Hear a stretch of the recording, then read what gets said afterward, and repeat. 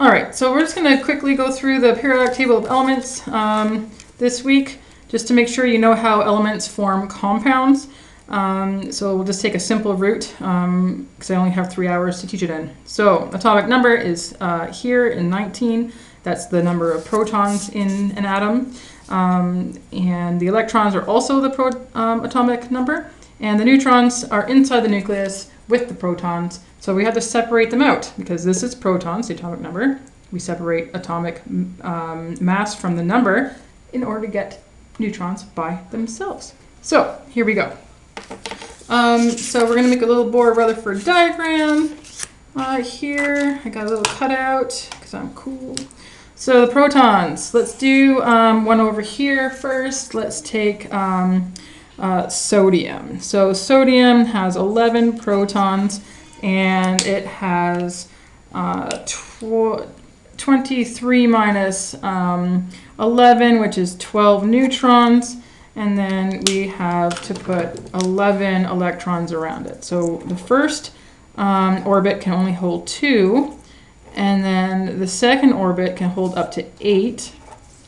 And the last orbits, all the orbits can hold up to 8 in this scenario for grade 9. You'll learn different structures and different theories in grades 10 and 11 chemistry. So this here is the finished Bohr-Rutherford diagram for the sodium ion atom. Okay, and then we have the Lewis dot diagram for it. So we put the element in the middle, the element symbol in the middle, capital and a small for that one. And then we just put the outer shell, the valence electrons on here. So we put 1 dot because there's only one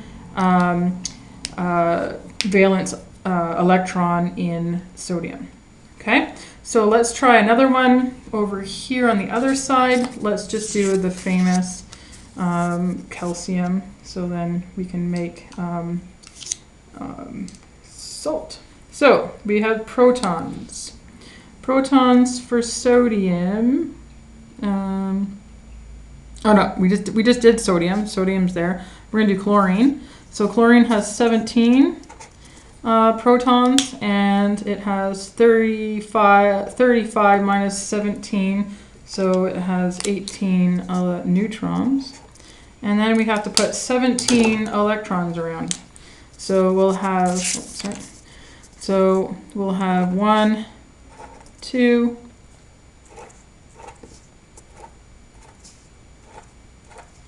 so there is 10 so far, and we have 7 more to go. 1, 2, 3, 4, 5, 6, 7. So that is the finished chlorine for Rutherford diagram. And now we're going to make the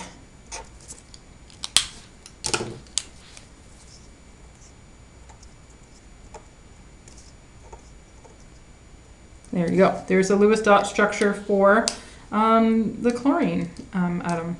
Okay, so that's how you take the information from the periodic table of the elements to make the Bohr-Rutherford and the Lewis dot structure diagrams.